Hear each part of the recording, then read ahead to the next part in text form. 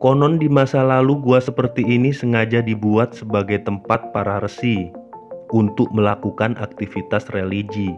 Para resi biasanya memilih tempat yang jauh dari keramaian, seperti di hutan ataupun gunung. Pada saat para resi kesulitan mencari gua alami, mereka akan memanfaatkan gua buatan seperti ini sebagai tempat pertapaan.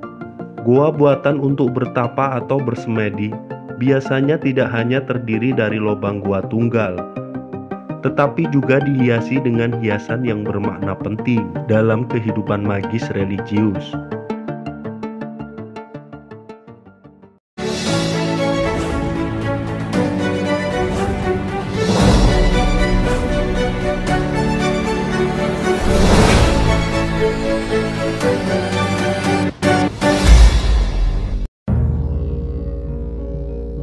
Tulungagung merupakan salah satu kabupaten di Provinsi Jawa Timur yang usianya sudah lebih dari 800 tahun.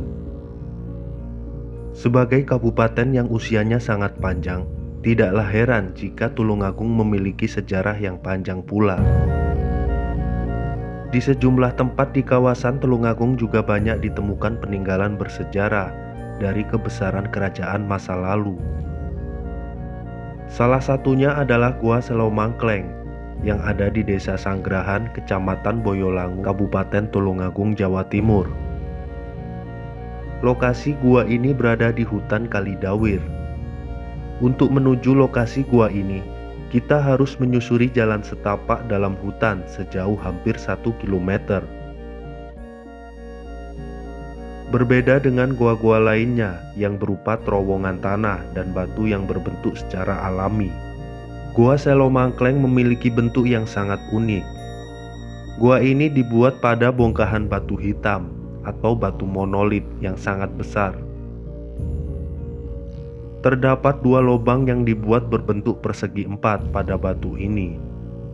Satu lubang menghadap ke arah barat dan satu lubang lainnya menghadap ke arah selatan.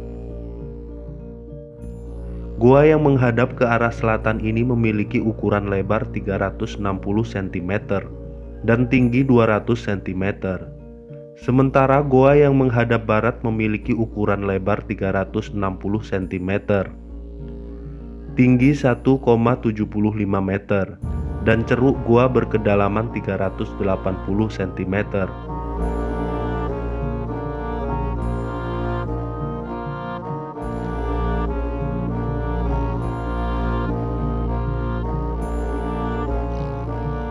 Pada seluruh dinding goa yang menghadap ke barat, terdapat sebuah relief yang menghiasinya.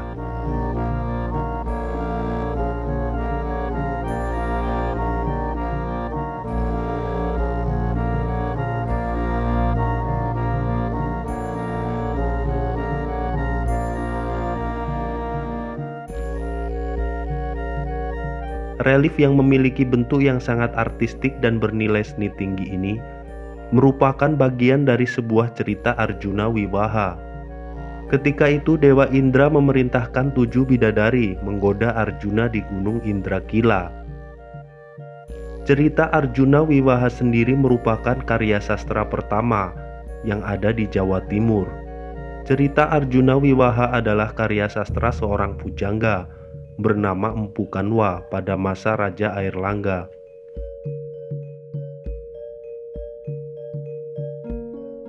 Saat Arjuna mampu melewati godaan yang diberikan oleh para dewa di kayangan kembali menguji Arjuna. Dan kali ini para dewa memerintahkan langsung kepada Dewa Indra untuk menguji Arjuna. Dewa Indra menyamar menjadi seorang Brahmana tua yang tinggal di hutan dan berhasil menemui Arjuna. Mereka berdiskusi soal agama dan kehidupan. Lagi-lagi Arjuna mampu melewati ujian dari para dewa. Akhirnya Dewa Indra menyatakan jati dirinya dan kembali ke kahyangan.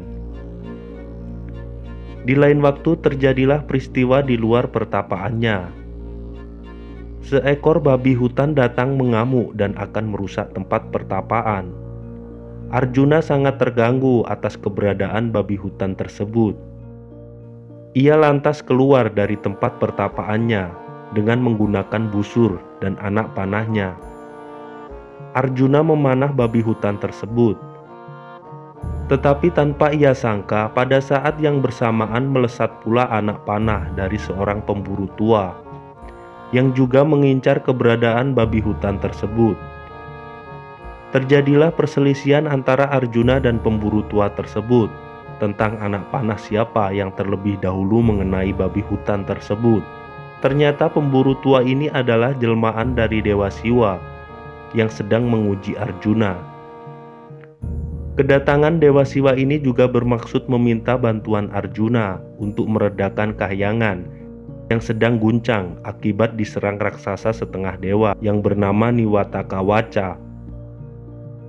Dewa Siwa memberikan Arjuna senjata kadewatan berupa panah Pasopati dan memberinya tugas membinasakan Niwataka Waca. Akhirnya Arjuna menyelesaikan tugasnya dengan baik. Atas keberhasilannya, Arjuna diberi anugerah menikahi bidadari Kahyangan dan pesta perkawinannya dilaksanakan selama 7 hari 7 malam.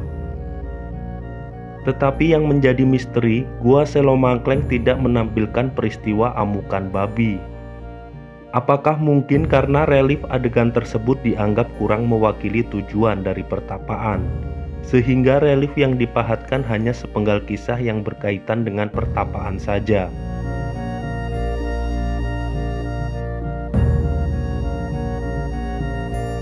Konon di masa lalu gua seperti ini sengaja dibuat sebagai tempat para resi untuk melakukan aktivitas religi. Para resi biasanya memilih tempat yang jauh dari keramaian, seperti di hutan ataupun gunung.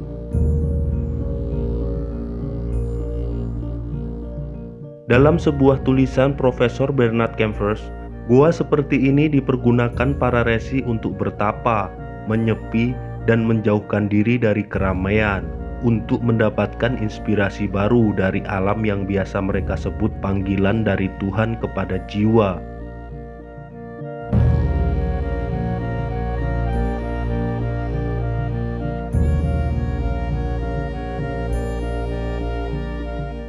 Pada saat para resi kesulitan mencari gua alami, mereka akan memanfaatkan gua buatan seperti ini sebagai tempat pertapaan. Gua buatan untuk bertapa atau bersemedi biasanya tidak hanya terdiri dari lubang gua tunggal, tetapi juga dihiasi dengan hiasan yang bermakna penting dalam kehidupan magis religius.